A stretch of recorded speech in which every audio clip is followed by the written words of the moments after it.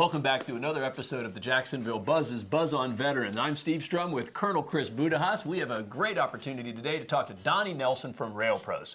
Good morning, sir. Morning, guys. Both you gentlemen, thank you for your service to our great country. Thank you, I do Steve. appreciate that, Yeah. Colonel Chris, every time. But you served in the United States Army, and tell us a little bit about what the heck is a RailPro? RailPro. Well, appreciate it for having me on, and definitely you're worth it. Serving other people is kind of what we do.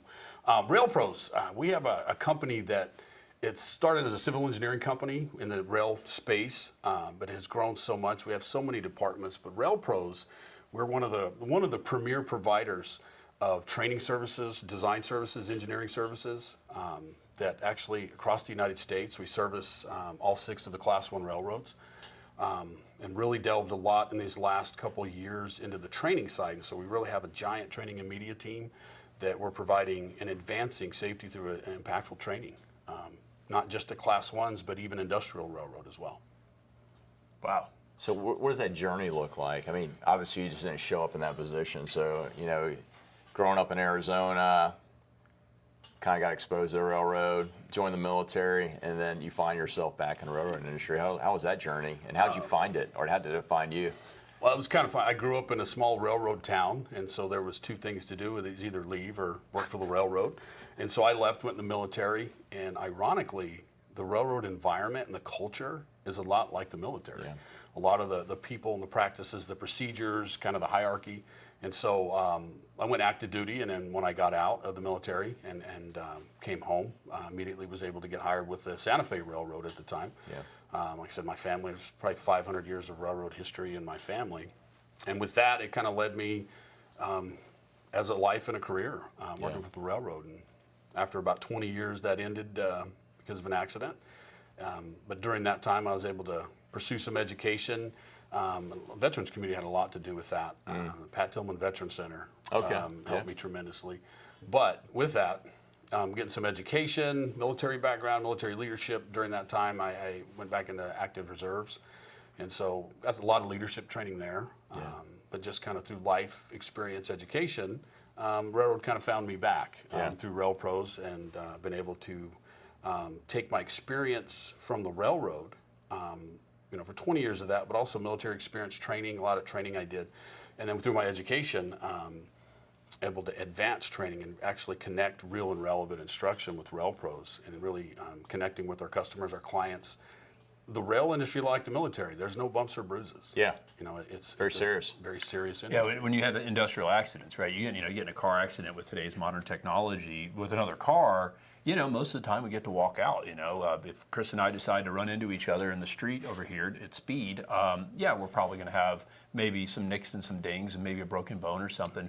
But you have that same accident with a car and a train, and they're using a shovel to scoop you up, type of thing. So your role is to help other so you don't run a railroad yourself. RailPros does not run tracks. No. You train other railroad companies, talk about Tier 1, Tier 2, Tier 3, on how to implement safety protocols. And not just for the railroad companies, but for the companies around railroad companies. So talk to us a little bit like what's your day in and day out. So there's a couple major railroad companies here in Jacksonville, Northeast Florida. What do you do to help them be better at what they do so that they can have more deliveries on time? That's always important, right? You got to be on time on the railroad. That's right. And then to do it with a safe environment, knowing that you're running several 100,000 tons at speed through, in some cases, residential communities. Well, absolutely. Helping them, one of it is by exposure. Working in the rail industry, whether it's physically in operations or in maintenance of way on the tracks, or even contractors working near them. Exposure to the environment, it's a type of training you can't just learn from a video and learn from a PowerPoint. And so what we've been able to do with our team is engage our clients, other railroads, with types of training where it's real world, where we can actually take them in the field. We can design programs where you can have your knowledge base, but actually getting them into the field to be able to, I say it this way, taste it, touch it, smell it, feel it, and some people do want to taste it, but that's on them. But tastes like diesel. Tastes like, well, that's a whole other story.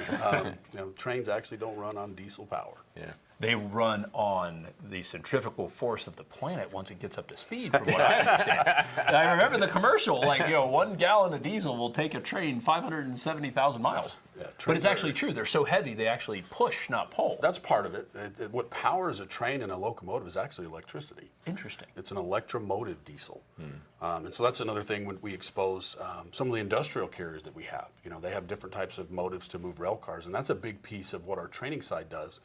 In the industrial realm, I mean, there's specific training programs to become a federally certified locomotive engineer and a conductor, pretty rigorous, you know, anywhere from 6 to 9 months.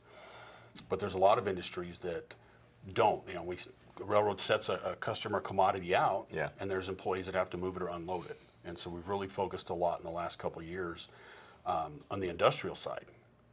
And there's really not a whole lot of exposure to safe practices. Wow. And so exposure's been the greatest. With our team, like I said, we travel all over the country for our track safety standards, like I said, railway worker protection, but also operations training. And it's we found, you know, kind of the data we're gathering on the safety side, we really want to expose more of that to see, you know, just how safe we could make this industry. Because like you said, we are in the general public. We are going through towns, and sometimes you kind of second guess it and think twice. Oh, there's a train. Not a big deal. Yeah, we got viewers across the country. So, you know, looking at the railroad industry as an option, what would be some of the things you would tell, you know, somebody young or somebody looking for a career change? This is why you should take a look at the railroad industry. You kind of talk about from a former military perspective, you know, culture matters, and you want to work in a place where you're working in that kind of culture and the people that you have a like mindset as you. But for everybody else, like, what would be your recommendation? Why the railroad? Railroad. Well, like say RailPros. Like I said, we service railroads. RailPros, Let's say RailPros and even other railroads. The thing, the beauty of it is, one, you know, I could give you they're great benefits and it's great pay. But to me, you know, like myself, I'm more concerned about who someone is at home than they are at work. Right. And it creates that environment. It is a family environment.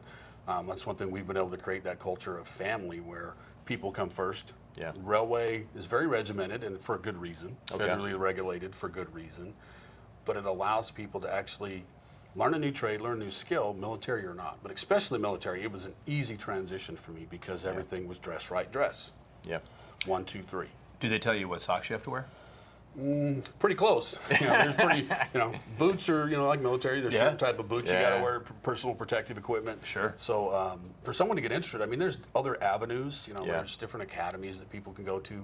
But I'd say, you know, like I serve on a committee that is going to soon go around to military bases that expose anybody ETSing or getting out to some of the opportunities in the rail industry, not just railroaders, but rail construction, rail contractors.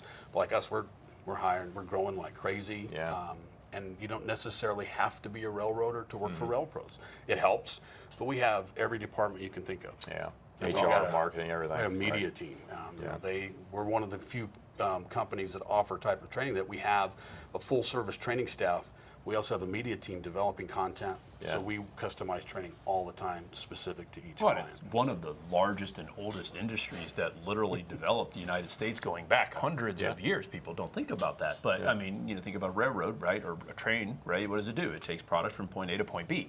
But from point A to point B, which might be from New York to LA, point A to point B, although, you know, these days maybe some of them still go all the way across. But think about all the things that can happen from the trains that leaves the station, so to speak, to the time it gets to the delivery, and not just the bad stuff, but think about all the things that can happen, that can delay it, that can cause train accidents. And, you know, people understanding that these things are the lifeblood. You know, anytime you see that rail car going down the street when it's all loaded up, that's good for business, but it's also a very large piece of equipment that we need to be aware of going through our backyard, delivering our products and goods and services that will run through a car like a tin can. Absolutely. That's paramount. There's a lot of programs out there that kind of bring that exposure, but going back to our training, that's the thing is the key, is exposing people to the reality of it. And it's not morbid, it's not, you know, but I mean, if you have it off of a shelf in a store, there's a 99% chance it came off a train. Right. And that is kind of the lifeblood of what we did. Going back, we were talking earlier about the history, and that's a huge key. And I think the more that we can expose, not just people who work in the rail industry, but one I think RailPros has been super phenomenal at is being able to expose the general public. And other industries that are linked to the railroad. From a plane, you know, a boat, from a boat to a train to a truck. There's a lot of things that are interconnected that, you know. Right, because that box goes from a boat right off of a crane, can go right on a rail car, get to its destination, come right off the rail car, and go right on a truck right to the grocery store. Absolutely. And so there's so much we could just Yeah. continue forever on this. So It's Donny, really since neat. you mentioned you guys are expanding or looking for talent, where do folks find RailPros? Just RailPros.com? RailPros.com. It can kind of lead you to all the different departments.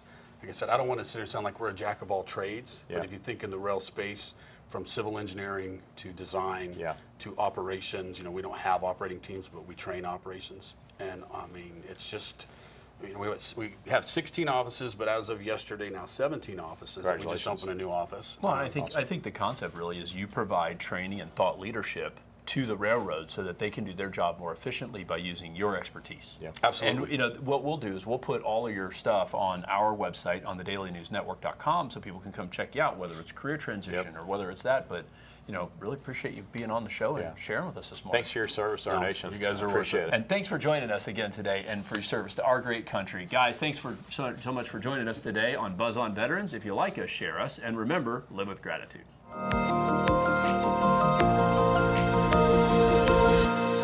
Operation Barnabas is a veterans ministry, started in 2017 with the purpose of helping our veterans that kind of got left behind, and they've struggled with addictions, PTSD, suicidal thoughts, those kind of things, helping them get whole again through one-to-one mentorship.